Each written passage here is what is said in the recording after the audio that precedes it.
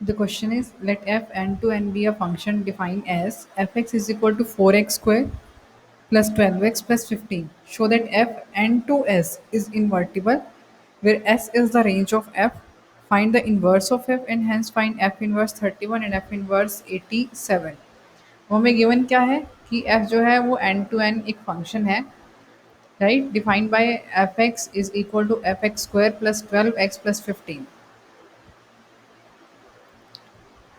4x square plus 12x plus 15, right.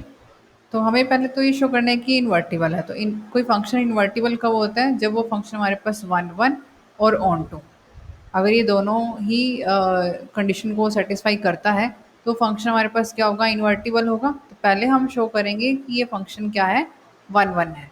तो one one के लिए हमने लेट कर लिए two distinct elements x1 and x2 belongs to n, right. जो इसकी डोमेन है हमारे पास,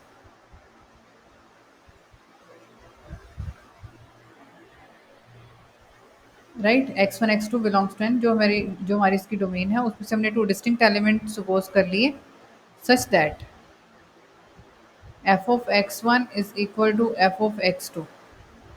इन दोनों की इमेज जो है वो सेम है।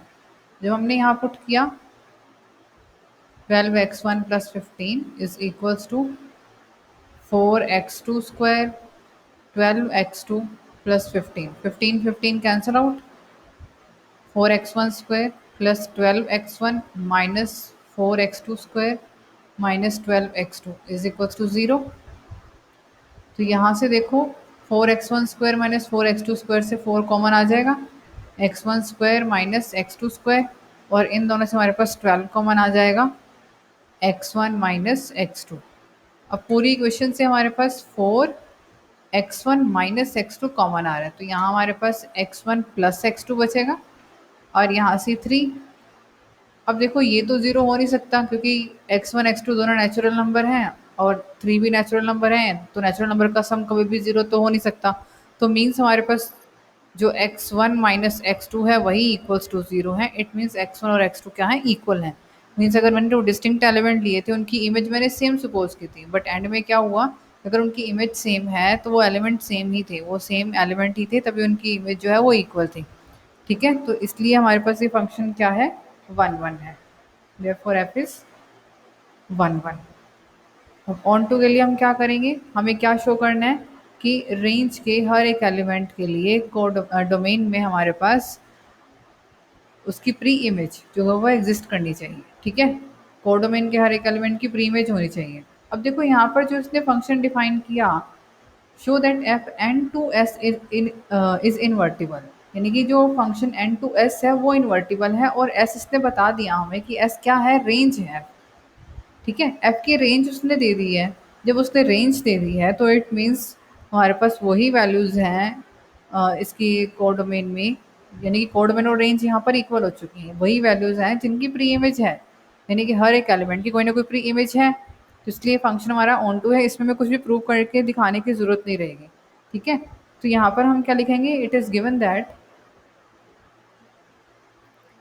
S is range of f. जब रेंज ही गिवन है तो इसका मतलब क्या हुआ, एफ इज ऑन टू, राइट। यानी कि जो कोडोमेन और रेंज इक्वल हो गई,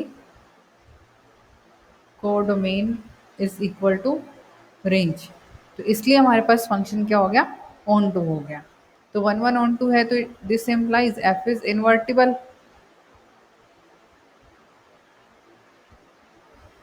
अब इन्वर्टिबल तो है, हमें इसका इन्वर्स फाइंड करना है, देन उसके बाद F inverse 31 and F inverse 87 भी फाइंड करना है।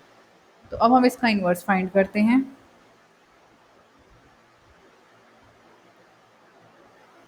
इन्वर्स के लिए देखो ये एफ एक्स जो है उसकी कोई ना कोई इमेज तो होगी, that f x is equal to y. तो 4x square plus 12x plus 15 is equals to y. अब यहाँ से मुझे पहले निकालनी है x की वैल्यू।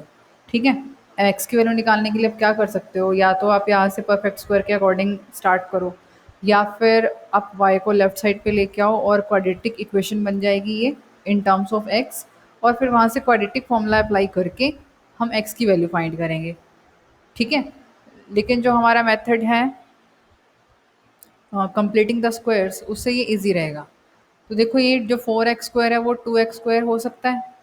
ये हमारे पास 2 × a × b है, ठीक है।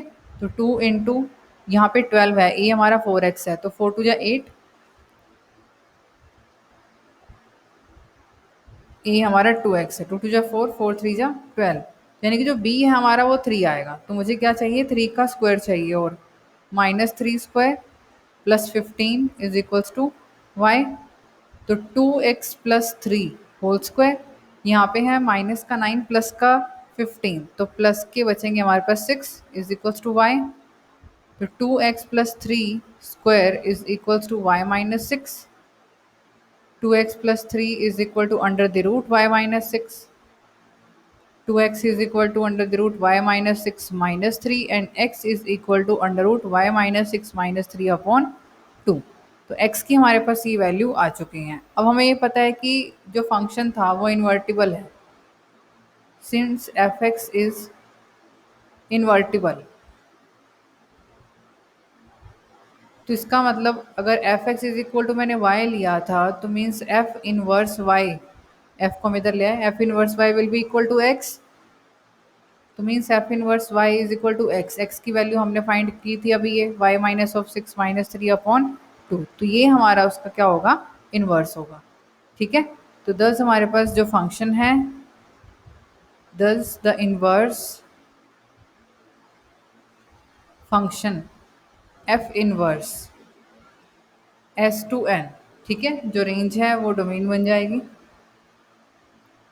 Is given by f inverse y is equals to y minus of 6 minus 3 upon 2। अब हमें क्या क्या फाइंड करना था, हमें फाइंड करना था एफ इनवर्स 31। तो 31 माइनस 6, 25, 25 का आएगा 5, 5 minus 3 upon 2 that is 1, and f inverse 87, 87 minus 6 under the root minus 3 upon 2, 87 minus 6 81, 81 का स्क्वायर रूट 9, 9 माइनस 3/2, तो 6, 6/2 दैट इज 3। हमारे पास दोनों वैल्यूज़ भी आ चुकी हैं और ये हमारे पास इन्वर्स आ चुका है। तो इस टाइप से इस क्वेश्चन को हमें सॉल्व करना है। Thank you.